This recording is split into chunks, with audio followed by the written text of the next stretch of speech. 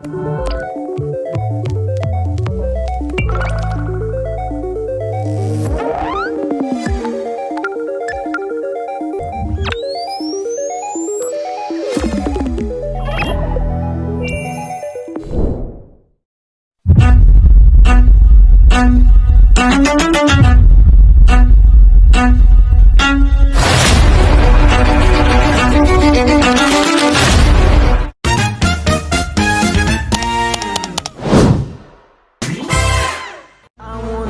wanna dance in the lights. I wanna rock your body. I wanna go for a ride. Hop in the music and rock your body. Assalamualaikum warahmatullahi wabarakatuh. Selamat sore Bapak, Ibu, dan rekan-rekan sekalian. Terima kasih atas kehadiran Anda dalam Zoom meeting pada hari ini. Semoga kita semua dalam keadaan sehat dan siap mengikuti pertemuan ini dengan baik. Pada kesempatan kali ini, kita akan membahas mengenai budaya mutu, GAP, dan GHP kelapa sawit. Kita akan membahas mengenai yang sudah saya jelaskan sepertinya tadi. Saya berharap diskusi hari ini dapat berjalan lancar, interaktif, serta menghasilkan kesepakatan dan solusi yang bermanfaat bagi kita semua. Baik, tanpa berlama-lama lagi, mari kita mulai pertemuan kali ini.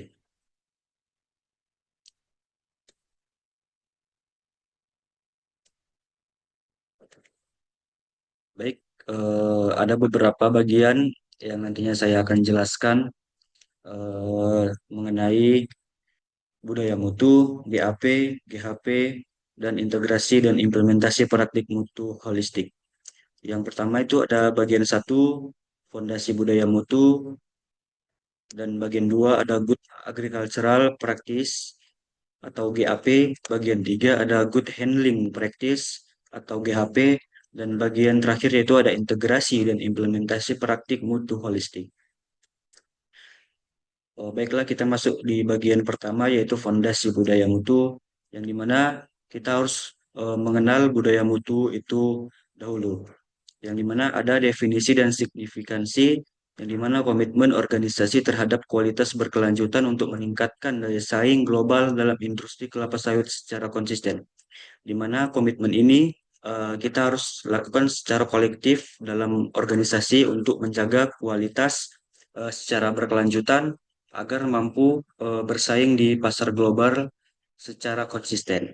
Yang kedua yaitu ada manfaat implementasi, di mana peningkatan produktivitas, efisiensi operasional, dan kepercayaan konsumen melalui penerapan budaya mutu. Di mana kita harus mengimplementasikan budaya ini secara budaya mutu tersebut akan meningkatkan produktivitas, efisiensi, dan yang terpenting adalah kita membangun kepercayaan konsumen dari kelapa sawit itu tersendiri.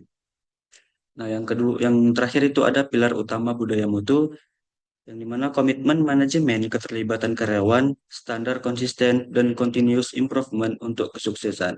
Keberhasilan ini bergantung pada 3 hal, yaitu ada komitmen manajemen atau top down, yang selanjutnya itu ada keterlibatan aktif seluruh karyawan, serta penerapan standar yang konsisten untuk perbaikan terus-menerus atau yang kita bisa ketahui yaitu continuous improvement.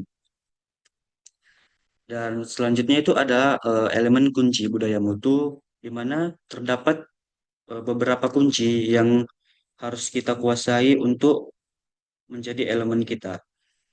Yang pertama itu ada kepemimpinan dan visi, di mana kita harus memanajemen atau menetapkan standar mutu yang jelas dan konsisten untuk seluruh organisasi. Yang kedua ada pengembangan karyawan, di mana kita dalam melakukan pengembangan karyawan ini kita harus melakukan pelatihan secara berkelanjutan di semua level untuk meningkatkan kompetensi dan kesadaran mutu karyawan. Yang ketiga ada komunikasi terbuka, di mana komunikasi ini kita harus melakukan sistem umpan balik, ada feedback dan saran perbaikan, memfasilitasi dialog konstruktif antar departemen. Selanjutnya yang itu ada penghargaan dan insentif, di mana penghargaan dan insentif ini kita harus memberikan apresiasi terhadap pencapaian target mutu, memotivasi karyawan untuk konsisten berkinerja lebih berkelanjutan. Dan yang terakhir itu ada monitoring dan evaluasi, yang dimana evaluasi berkala KPI atau Key Performance Indikator mutu memastikan efektivitas program dan identifikasi area perbaikan. Dan selanjutnya itu ada implementasi budaya mutu kelapa sawit. Dalam implementasi budaya mutu kelapa sawit terdapat beberapa tahapan. Ada 6 tahapan, yaitu tahap pertama itu ada perencanaan, di mana sebelum perencanaan kita harus menetapkan visi dan mutu dan target pencapaian spesifikasi untuk industri kelapa sawit secara menyeluruh dan terukur. Yang kedua itu ada tahap sosialisasi, di mana tahap sosialisasi ini kita harus melakukan komunikasi komprehensif kepada seluruh stakeholder mengenai kebijakan dan standar mutu yang berlaku. Yang selanjutnya itu ada tahap evaluasi, di mana kita harus menganalisis semua hasil monitoring dan identifikasi area perbaikan berdasarkan data yang sudah kita peroleh, dan itu data adalah data yang akurat yang kita kumpulkan. Selanjutnya itu ada tahap eksekusi, di mana kita harus melakukan penerapan prosedur dan protokol mutu di lapangan dengan konsistensi dan disiplin tinggi dari seluruh tim. Selanjutnya itu ada continuous improvement, di mana kita harus melakukan penyesuaian dan optimalisasi berkelanjutan untuk meningkatkan efektivitas budaya mutu secara konsisten. Dan ini adalah salah satu tahap continuous improvement. Yang selanjutnya itu ada yang terakhir, yaitu monitoring, di mana kita harus melakukan pengukuran dan pencatatan parameter untuk mutu real time untuk memastikan kepatuhan terhadap standar yang telah ditetapkan. Yang itu ada bagian 2, Good Agricultural Practice, atau yang kita sebut di perkebunan kelapa sawit itu adalah GAP. Pengertian dan manfaat GAP. Sebelum kita lebih lanjut mengetahui apa itu GAP, kita harus mengetahui terlebih dahulu apa itu definisi umum GAP. GAP merupakan serangkaian praktik pertanian terbaik menghasilkan produk berkualitas aman dan berkelanjutan secara menyeluruh. Di mana serangkaian praktik ini dilakukan oleh pertanian terbaik untuk menghasilkan produk berkualitas, aman, dan berkelanjutan. Adapun beberapa manfaat dari GAP ini yaitu adalah yang pertama peningkatan hasil panen, di mana kita meningkatkan produktivitas melalui teknik budaya yang profesional. Ini akan meningkatkan hasil produktivitas kita dengan cara menerapkan teknik budaya seperti yang saya bilang tadi, yaitu dengan secara optimal dan manajemen tanaman yang profesional. Yang selanjutnya itu ada pengurangan input kimia, yang dimana mengurangi penggunaan pestisida dan pupuk sintesis melalui praktik pertanian yang terukur dan efisien. Selanjutnya itu ada jaminan keamanan dan lingkungan, di mana kita menjamin keamanan pangan dan produk ramah lingkungan sesuai standar internasional yang berkelanjutan, seperti mengurangi input kimia, pestisida, pupuk sintesis agar lebih terukur lagi. Yang terakhir yaitu ada eh, akses pasar premium, di mana kita meningkatkan nilai jual dan akses pasar premium melalui sertifikasi internasional RSPO dan ISCC, di mana kita membuka akses ke pasar premium melalui sertifikasi RSPO dan ISCC tersebut. Selanjutnya yaitu ada beberapa komponen teknis GAP kelapa sawit. Ya, ada beberapa komponen di sini. Yang pertama yaitu kita harus melakukan persiapan lahan atau eh, land clearing, di mana sebelum melakukan teknis GAP tersebut, kita harus menganalisis tanah mendalam, pemilihan varietas unggul, dan sistem drainase optimal untuk pertumbuhan optimal. Di mana sebelum kita melakukan kelapa sawit, kita harus eh, menyiapkan lahan sebaik mungkin untuk kelapa sawit tersebut tumbuh dengan optimal dan melakukan produktivitas yang lebih eh, tinggi dan banyak. Yang kedua ada penanaman, di mana kita harus memahami jarak tanam standar, kedalaman tanaman tepat, serta pemadatan tanah konsisten untuk hasil yang lebih maksimal. Yang selanjutnya itu ada pemeliharaan, di mana kita melakukan pemeliharaan ini salah satunya contoh kegiatan seperti penyiangan berkala, pemupukan terukur, dan pengendalian hama terpadu sepanjang musim tanam. Dan yang keempat yaitu ada pemanenan, di mana kita harus mengetahui kriteria kematangan buah yang jelas. Seperti yang saya magang, itu kriteria kematangan buah itu seperti fraksi 2 yaitu brondol 3. Nah, itu yang brondol 3 itu tersebut sudah harus dipanen agar tidak ada FFA naik. Dan selanjutnya itu ada teknik pemetikan aman. Jadi teknik pemetikan aman ini adalah salah satu seperti kita melakukan pemanenan, tetapi itu harus dilakukan dengan full, tidak ada seperti panen matahari. Dan selanjutnya itu ada penanganan pasca panen profesional. Yang terakhir ada pencatatan dokumentasi lengkap setiap aktivitas budaya untuk traceability dan kontrol kualitas berkelanjutan, di mana dokumentasi lengkap setiap aktivitas ini yaitu seperti di CPF, yaitu tempat magang saya, itu dokumentasi lengkap setiap pekerjaan harus dicatat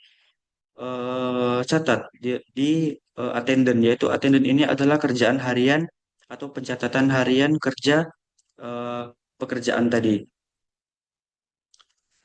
Baik, selanjutnya itu ada praktik DAP dari lahan hingga pabrik. Ada terdapat beberapa tahapan atau fase. Jadi dari persiapan lahan kita harus melakukan uji tanah yaitu pemilihan lokasi dan perencanaan infrastruktur untuk kesiapan optimal sebelum penanaman kelapa sawit itu dimulai. Yang kedua itu ada fase pembangunan kebun yang dimana fase pembangunan kebun ini kita harus melakukan pembersihan lahan, yang saya bilang tadi, land clearing, sistem drainasenya harus baik agar tidak terjadinya eh, banjir pada lahan kelapa sawit, dan penanaman bibit berkualitas tinggi untuk kebun yang produktif. Jadi bibit yang berkualitas tinggi yang dilakukan di CPF tempat magang saya yaitu adalah seperti Damimas, BLRS, dan Verdan. Yang selanjutnya itu ada fase selanjutnya, fase 3 yaitu pengumpulan dan penyimpanan. Pengumpulan dan penyimpanan ini adalah kegiatan seperti sanitasi area, pendinginan cepat, dan penyimpanan terkontrol mempertahankan kesegaran buah. Di mana setelah pengumpulan dan penyimpanan ini, kita harus langsung mengantarkan buah tersebut ke pabrik itu agar tidak terjadinya kerusakan pada buah atau kenaikan FFA. Selanjutnya itu ada fase pemeliharaan tanaman di mana kita harus melakukan program pemupukan teratur, manajemen air, efisien, dan pengendalian penyakit tanaman berkelanjutan. Selanjutnya itu ada pengiriman ke pabrik di mana transportasi aman, pencatatan batch lengkap, dan verifikasi kualitas sebelum pemrosesan lebih lanjut. Dan itu ada fase terakhir yaitu fase 6 di mana kita harus melakukan pemanenan, di mana kita harus melakukan monitoring pematangan buah, di mana monitoring ini agar tidak adanya buah matang yang dipanen, agar benar-benar buah matang dipanen dengan baik, pemetikan selektif tepat waktu, dan pengumpulan hasil panen yang berkualitas.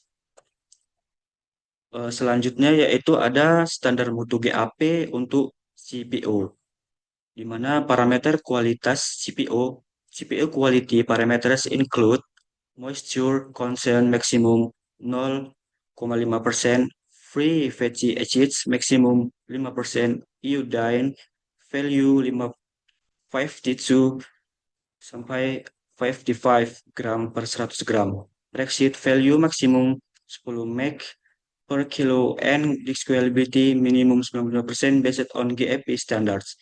Yang dimana parameter utamanya yaitu menetapkan ambang batas maksimal untuk kadar air yaitu 0,5%, FFA asam lemak bebas 5%, dan peroxide value 10 mg per kilogram. Dan ini menggunakan metode uji yaitu menggunakan standarisasi laboratorium seperti oven 150 derajat Celcius untuk kadar air dan which is method untuk load and value. Dan selanjutnya itu ada monitoring, di mana monitoring ini consistent GAP application throughout production steps ensure quality standards achievement, laboratory monitoring in condition for every production batch to mention compliance and product excellence. Di mana monitoring ini penegasan bahwa pengawasan dilakukan di setiap batch produksi untuk memastikan kepatuhan yang standar. Selanjutnya yaitu ada bagian 3, Good Handling Practice GHP, atau yang kita ketahui dalam perkebunan kelapa sawit yaitu adalah GHP. Sebelum kita masuk ke GHP, kita harus tahu dahulu apa itu GHP atau Good Handling Practice. Definisi GHP yaitu praktik penanganan produk higienis, aman, dan terstandar dari panen hingga distribusi untuk menjaga kualitas. Di mana GHP ini adalah praktik penanganan higienis yang untuk menjaga integritas dan kualitas produk serta mencegah kontaminasi di sepanjang rantai pasokan. Dan selanjutnya yaitu ada tujuan GHP yang sudah saya jelaskan tadi, yaitu mencegah kontaminasi atau mempertahankan kualitas dan menjamin keamanan produk sepanjang rantai pasokan. Selanjutnya itu ada relevansi untuk kelapa sawit, yang dimana relevansi untuk kelapa sawit ini itu menjaga integritas CPO, melindungi nilai nutrisi, dan memenuhi regulasi internasional yang berlaku. Selanjutnya yang terakhir yaitu adalah cakupan GHP, yang dimana meliputi sanitasi fasilitas, hygiene personal, pengendalian hama, hingga pengelolaan limbah secara komprehensif. Ini tersebut adalah beberapa dari pengenalan good handling practice. Selanjutnya yaitu ada protokol hygiene dan sanitasi. Yang pertama yaitu hygiene fasilitas, yaitu yang dimana pembersihan reguler, manajemen sampah sistematis, dan pencegahan kontaminasi silang di seluruh fasilitas produksi. Dan yang kedua itu hygiene personal, yaitu pelatihan karyawan berkelanjutan, uniform berkualitas tinggi, serta pemantauan kesehatan dan kebugaran pekerja. Di mana fasilitas dan personal ini menekankan pembersihan rutin, manajemen sampah, serta pelatihan karyawan agar memiliki standar kesehatan yang tinggi saat bekerja.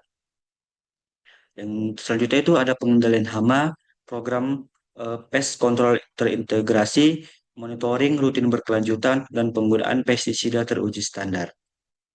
Dan ada manajemen air, yaitu kualitas air bersih terverifikasi, sistem penyimpanan higienis, dan penggantian air secara rutin teratur. Yang dimana kedua pengendalian ini yaitu penggunaan air bersih terverifikasi, dan program pest control terintegrasi. Yang terakhir yaitu ada dokumentasi dan traceability, yang dimana pencatatan lengkap aktivitas sanitasi audit internal berkala serta sertifikasi oleh pihak ketiga independen, di mana traceability ini sangat penting dalam dokumentasi lengkap untuk audit internal atau eksternal dan pelacakan produk.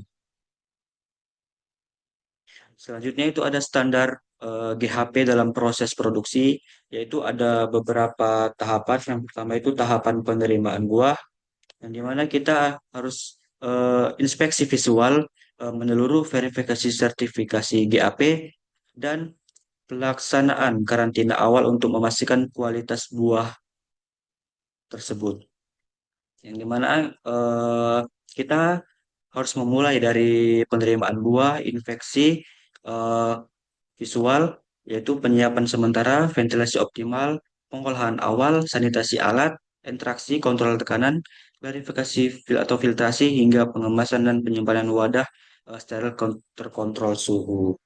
Tahapan kedua yaitu ada penyimpanan sementara, yang dimana penyimpanan sementara ini adalah penggunaan eh, area terpisah dengan ventilasi optimal dan implementasi pencegahan pembusukan untuk menjaga kesegaran buah.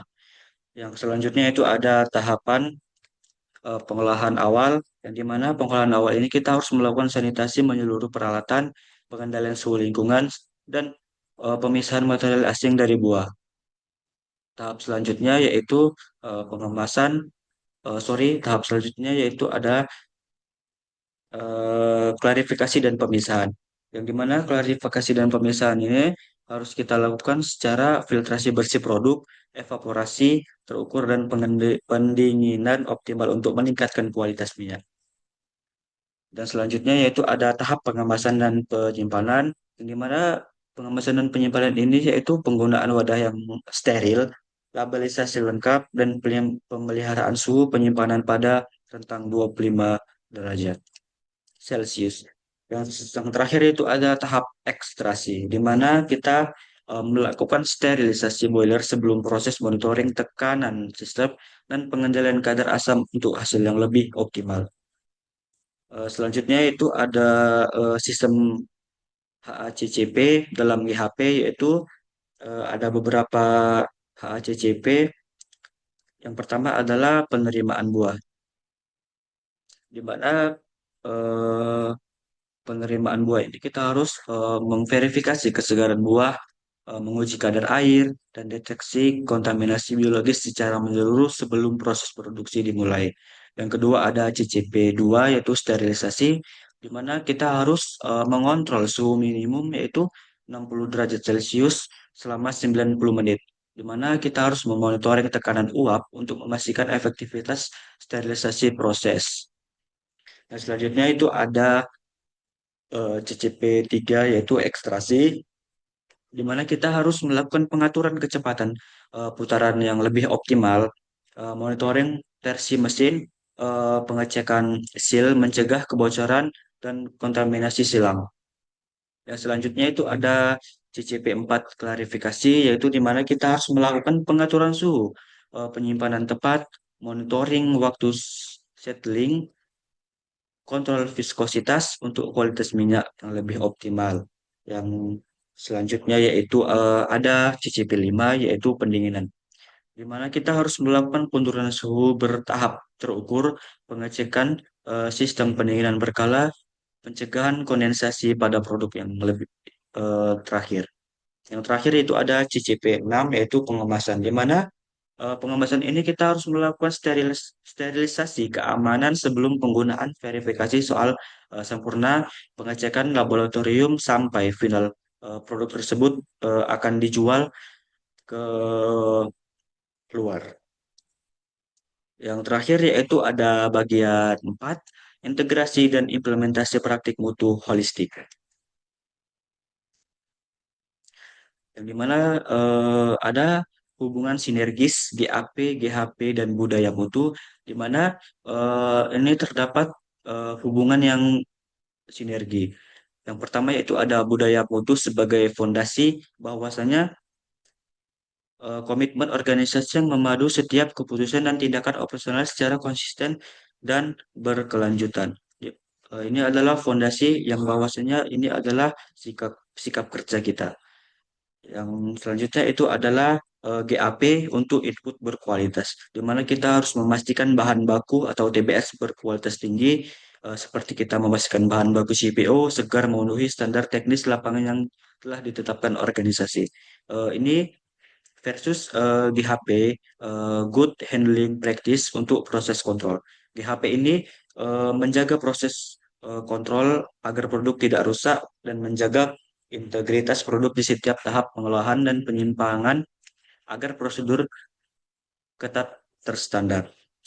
Dan yang terakhir yaitu ada output excellent, di mana produk CPO premium memenuhi spesifikasi internasional dan memberikan kepuasan konsumen maksimal yang berkualitas, sehingga output excellent berupa produk CPO premium yang memenuhi spesifikasi internasional. Selanjutnya itu ada roadmap implementasi terpadu, di mana ini ada beberapa roadmap ya.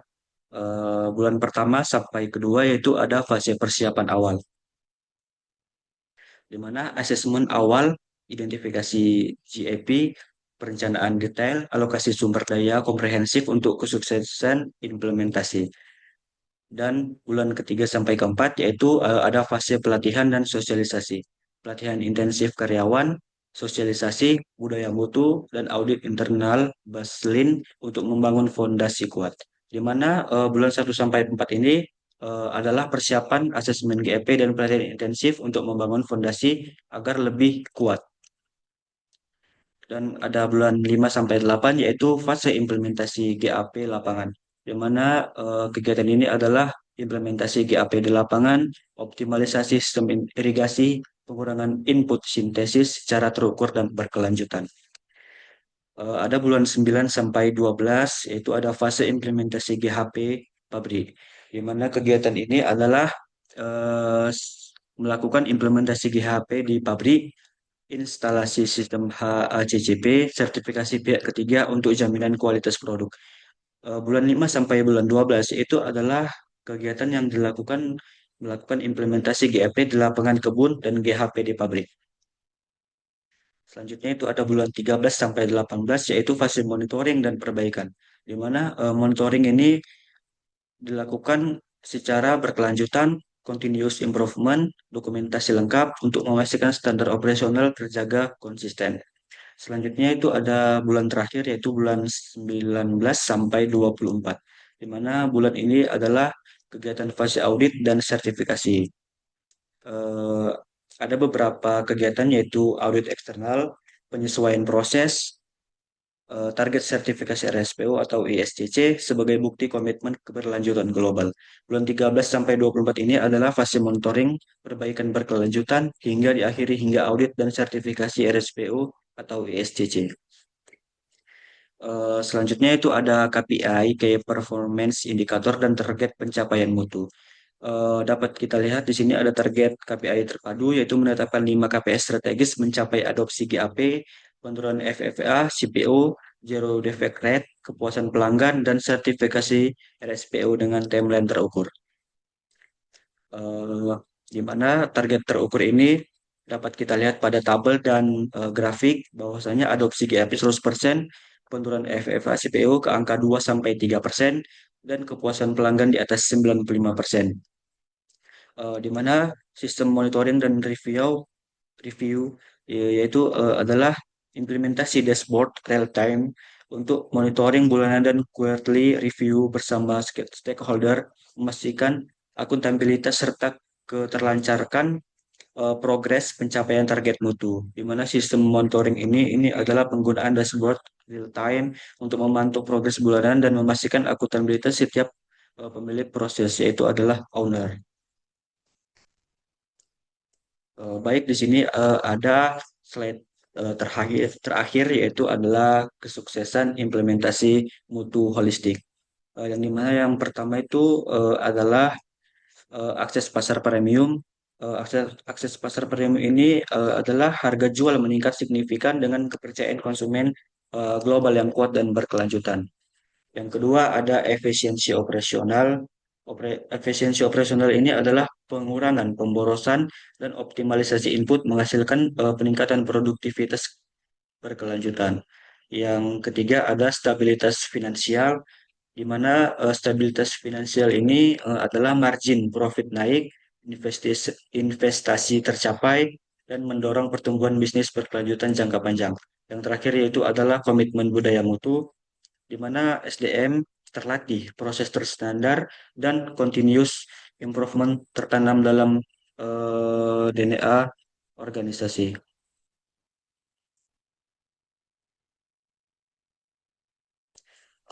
Baik, terima kasih karena sudah berpartisipasi atau menyimak dari presentasi saya. Demikian pembahasan kita pada hari ini. Terima kasih atas partisipasinya, masukan dan kerjasamanya selama presentasi ini berlangsung. Semoga hasil diskusi hari ini dapat segera kita tindak lanjuti dengan baik. Apabila masih ada hal yang perlu didiskusikan lebih lanjut, kita dapat membahasnya di kesempatan berikutnya. Akhir kata, saya tutup pertemuan hari ini. Terima kasih dan selamat melanjutkan aktivitas. Wassalamualaikum warahmatullahi wabarakatuh.